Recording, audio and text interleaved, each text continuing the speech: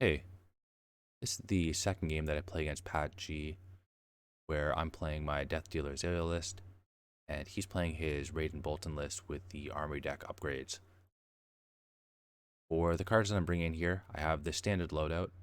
However, I swapped out the bracers for the long draw half glove, and that's just to play around the Warmongers if he's bringing them in.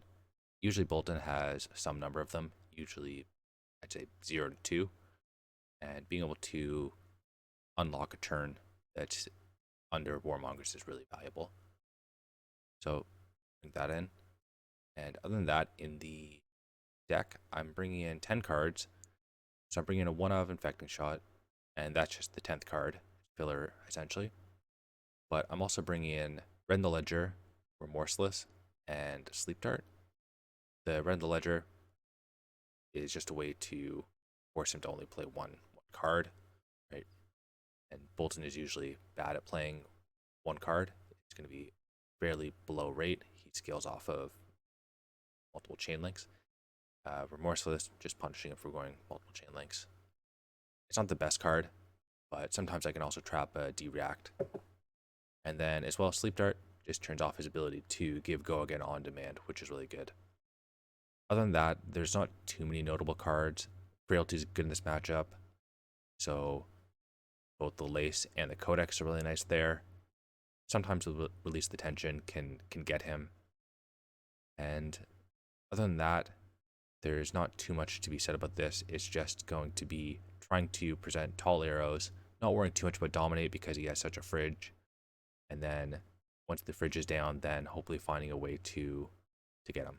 The big cards on his side are going to be one, just his fridge, but also if he can play out all three Luminas, that's just a massive lead in this matchup. So I think he should be trying to just block out from hand a lot, preserve his armor for when he needs to stop and on hit, and just try to find those big Lumina turns.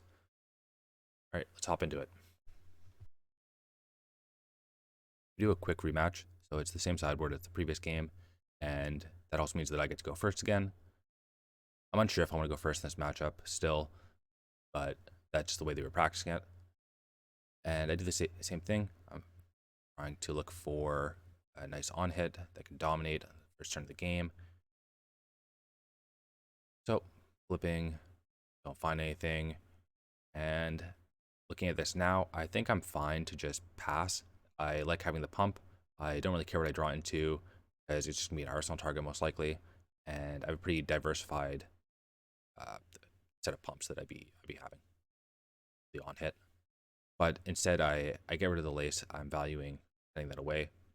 It's fine. It's just a little flavor difference, I guess.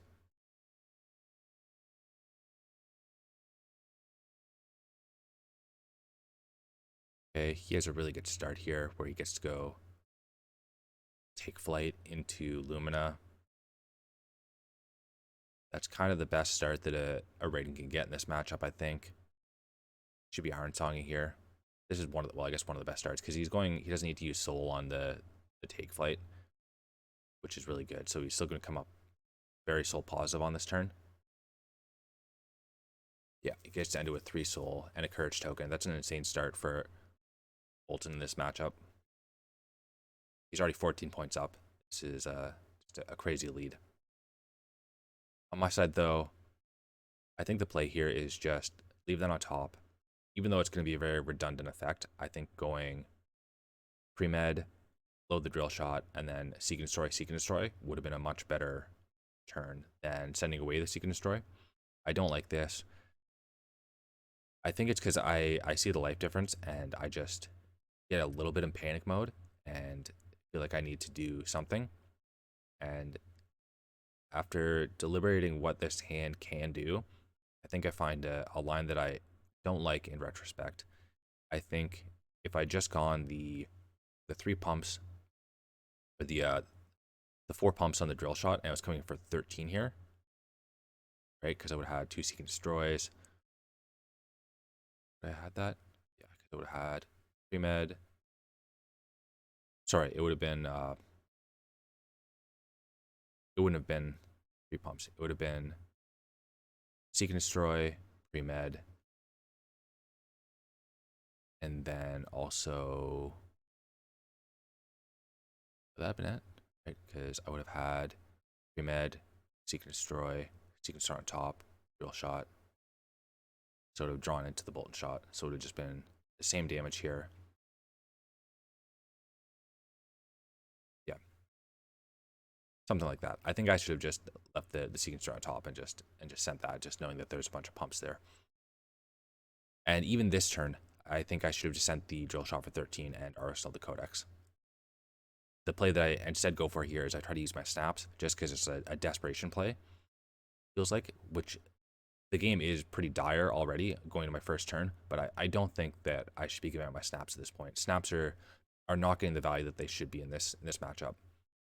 My thinking is that I want to spread my Seek and Destroy across like 2 hits, but it doesn't really make sense because sending in 10, he's generally just incentivized to block out 10 on it, or block out 12.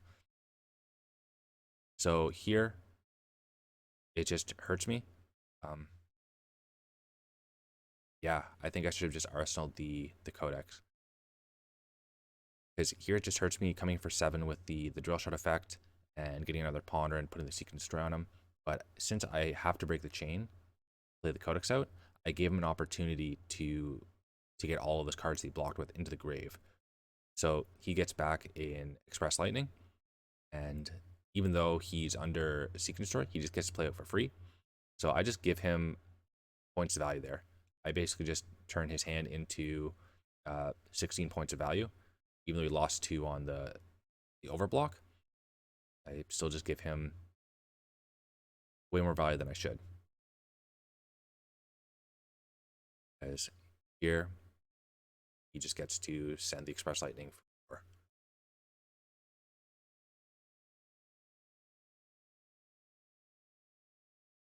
It's nice to get a Drill Shot to connect, so there's some value on the Iron Song, but I don't think that's equivalent value with the snaps.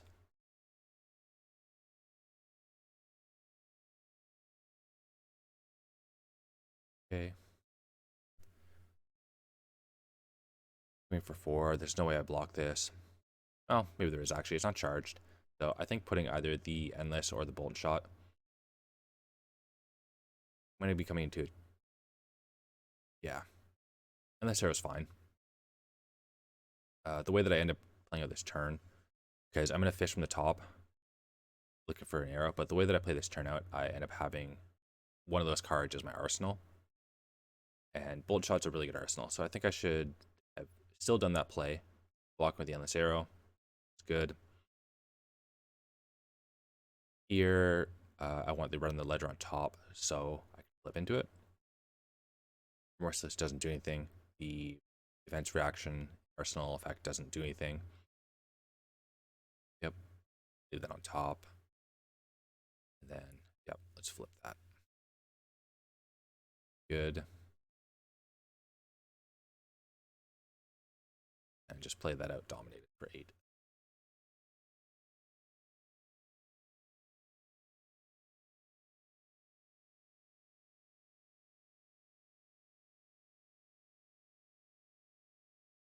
I might be considering if I want to Codex here.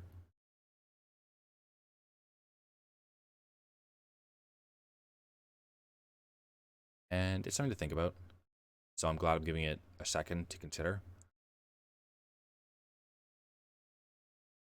And I don't like that I just used my Tunic. I think I should be keeping the counter. It's a way that I get back into games, as it's usually just worth a card. So if I can activate Tunic, you know, if I can activate Tunic 1, 2, or even 3 in longer games, times, then it's really good. It's just a way that it can basically be worth, I'd say, about, cards with a value, which in Azalea has decent cards because they just scale so well together. But yeah, just having an extra card is amazing. So I think Tunic should not have been used there. I think I should have just pitched away the Codex, arsenal the Boltyn Shot. Yeah, I don't like that. That's a spot for me to tighten up.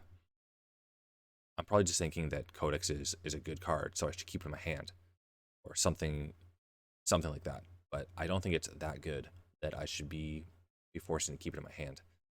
It is a yellow, so maybe I'm just using the tuna counter when I can. Either way, though, that comes in with the being bravado into Raydn. So he's just building up a soul. I get a little bit of value block there. Here, flip, see the pre-med. Yep, move it on top. Good, good, good.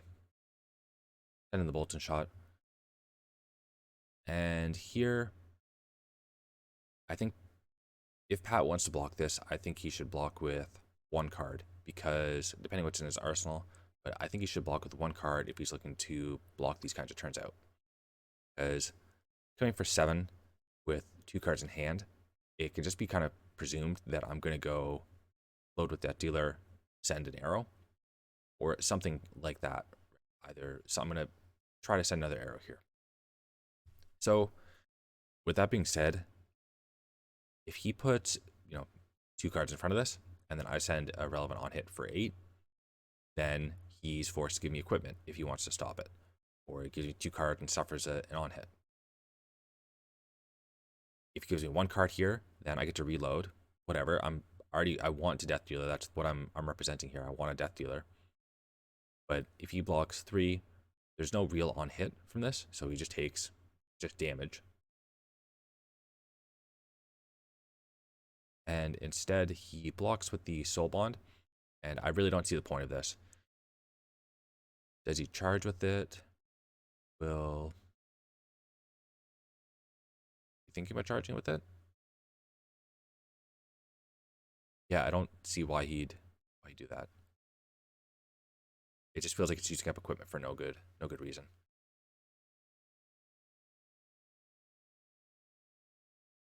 I get that he gets value off of the courage. Maybe he needs that as a turn starter, but no, I think just put a card in front of it. Yeah, and then we're seeing a punish from that, right? Yeah, so even with the saving grace, I don't get the point of that. It's just using up equipment, it feels like, for no good reason. I think he should have, if you want to do that, I think he should just block with or just use the saving grace and let me get the reload trigger, which doesn't matter pretty clearly. Yeah, I don't like this. Yeah, and then he suffers the on hit. I mean, I guess it worked out for him, but I don't think he should block with Soul Bond. He had two defense reactions in hand, so I think he should have just played out both defense reactions. Get the 12 value from that hand, plus the charge. Yeah, I don't like that.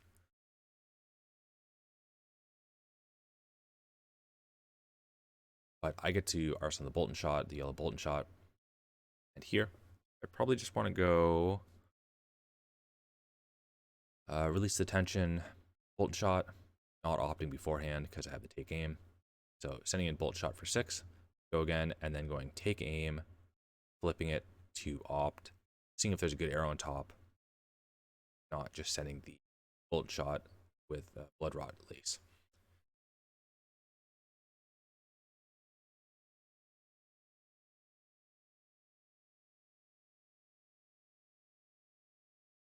And this hand is not crazy value. There's no real on hit, but Pat doesn't know that. I think he panics a little bit. I think he just thinks that he wants to block with that hand. So blocking 6 on that first Boltyn shot is a mistake. Yeah, blocking 6 on that first Boltyn shot is just a mistake. I feel like the on hit, reload doesn't really matter.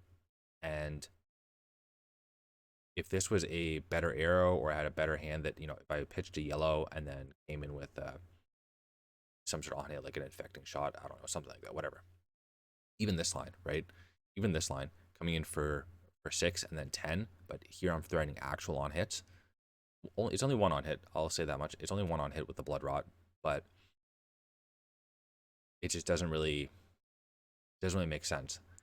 I think blocking the 6 on the first one because here he's just gonna have to take this. There's no way he's giving me his armor. He's unless he has a saving grace in arsenal. There's no way that he actually blocks this out. If he has a soul shield in arsenal, either that with armor, but it just doesn't make sense. So the first Boltyn shot, I think you should just let hit, and then blocking either 3 or 4 cards on this Boltyn shot. He blocks a 3, also give me a piece of armor, something like the Iron Song, and then just sending in the engulfing for 3, or just blocking with 4 cards on the second one, taking the 6 from the first one. I think those are both better lines than what he did here, as he's just slowly leaking damage and giving me turns where there is no pressure or no damage being presented into me. And that's how I get back into this game, is just making these small positive value turns. And, well, not small positive value turns. It's turns where I'm able to present these just tall arrows that strip his hand turn over turn and leak small amounts of value into him.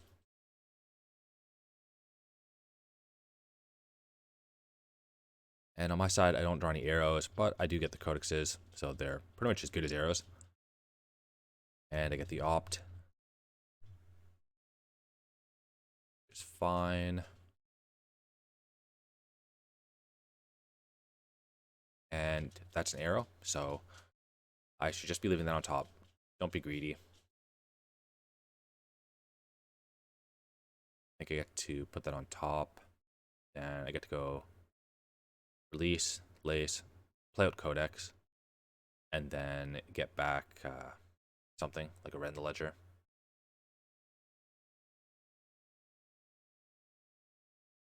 Actually, looking at this now, I think I should release, lace, Codex, get in the Raydn the Ledger, and then just play out the Raydn the Ledger. Because Sleep Dart can get countered by the Warpath. New boots. Yeah, I think that's probably a better play. Because Sleep Dart, yeah, he just gets to go block with boots, block with 1 card from hand, or something like that. And then able to, yeah, even though it's dominating, right? Come here for 11 here. Gets to go boot block, 1 from hand, charge, and then he can still play out a functional hand. Whereas Raydn the Ledger, it forces him to block. Even though it's not going to strip equipment, there's a chance he might put equipment in front of it just to kind of try to scramble something together. But it's very likely that he just gives me 3 cards, right? That he just goes 3 cards from hand, and then either plays out his arsenal or his last card in hand. Just has a single action point turn.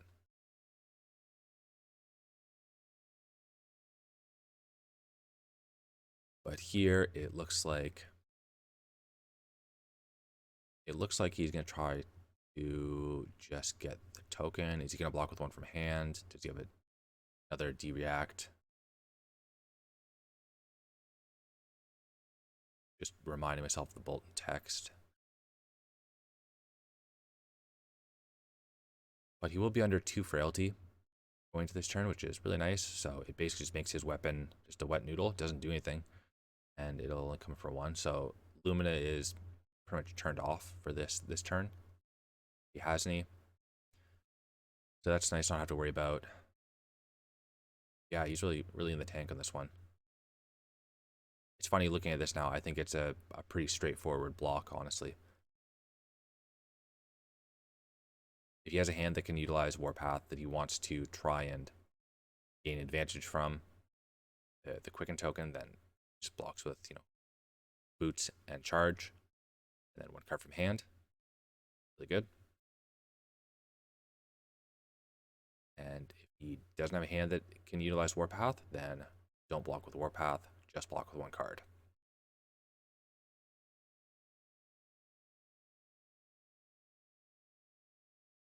You're in the tank, though.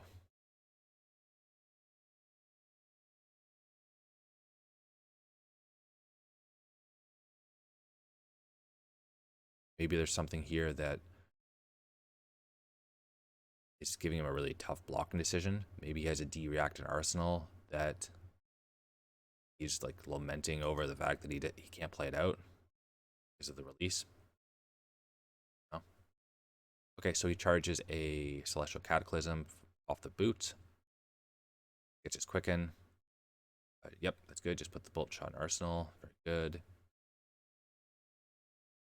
And on his side, he plays out the Light the Way from Arsenal, charging. So it's coming in for 4 or for 2 here because of the 2 frailties. Fine. I feel like he should have just left that in Arsenal. But okay, coming in with the Celestial for 7. Still has 5 soul. So he could have kept the second Celestial and gone Celestial. Would have had the Light the Way in Arsenal. What did he charge? He charged a V. That's fine. V's not a very good card in this matchup. So I think charging that is correct. But he could have either blocked that for 3 value, or he could have charged that instead of the second Celestial. So I think that's a better play if he charged with the V on the boots. If he wanted the go again, which I'm not even convinced he wants the go again yet. My side, blocking. Yeah, this feels like a really weird turn from him. I don't know what that last card is in his hand. But maybe it's something I assume it's something he wants to keep. Then I think he should have charged the V and yeah, charge with the V. That's fine. Play out the Light the Way, no charge, and then go Celestial, Arsenal his last card. If he wanted to do that. Yeah, I think I like that play better. Because that's 16 value across 3 cards.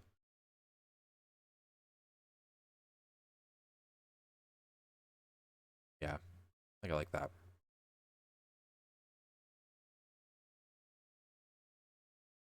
But on my side, I'm looking for some kind of on hit that's going to slow him down. And Remorseless is fine most of the time. But it's just damage. It doesn't actually stop him from playing anything out. So if we were either at more life or less life, then I think this would be a fine on hit. I'd be happy to see. But in this awkward phase where we're both trying to be the ones to be the first one to present lethal, it's not great. But it's the best thing I have. I don't think I can be greedy here. I think I blocked away an Amplifying Arrow and Raydn Boltyn shot last turn. That's fine. Don't think those would have helped this turn at all.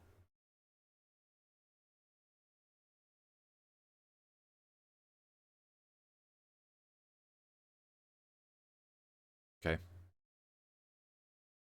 So dominate the Remorseless. Yeah. Just gonna soak that.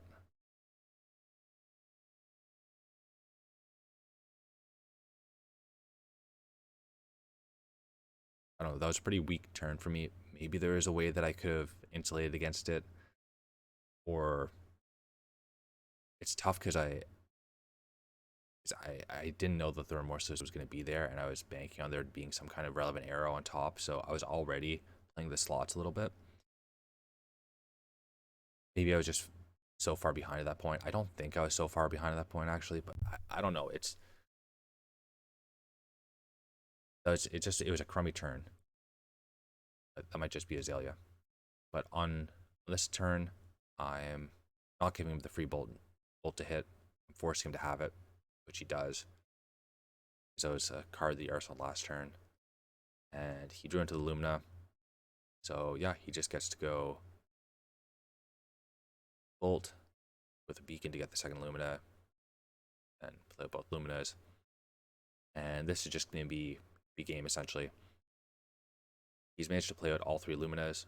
He's gotten crazy value from them.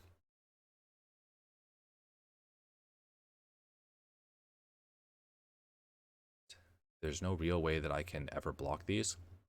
Some decks are able to pseudo block Luminas and fatigue Boltyns. That's not what I'm able to do here.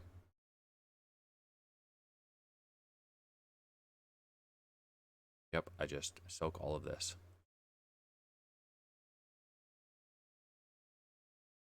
And I don't think it really matters how I block here. There's not, I don't see any world where I get back into this game. But I give him the head, and then play out the Red Ledger.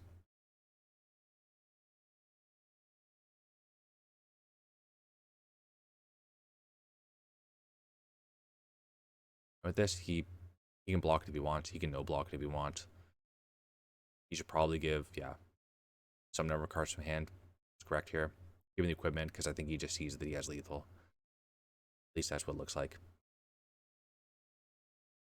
If he didn't have lethal, there's a chance he should just give me 2 cards and then presented 1 card lethal and then arsenal the last card, and then maybe that does give me an opening, so it probably is correct to just do it the way that he did. But it doesn't really matter though, because off the 3 cards he gets to go 3 wide with the Boltyn effect live, so it's just, yeah, guaranteed lethal no matter what. And that's game.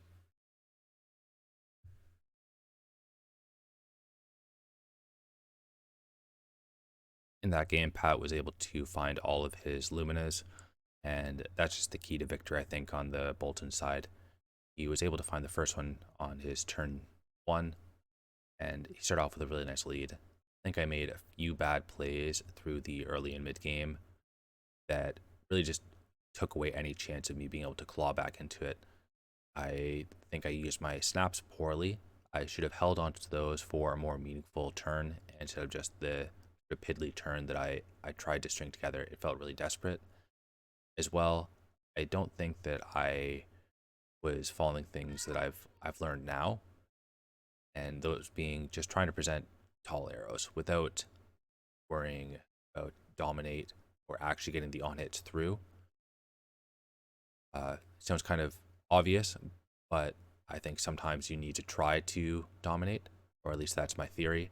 And with Boltyn's fridge, it's just so massive that he's able to work around the dominate a lot of the time, especially with the 60 racks that the Raydn lists are playing now in both the Soul Shield and the Saving Grace.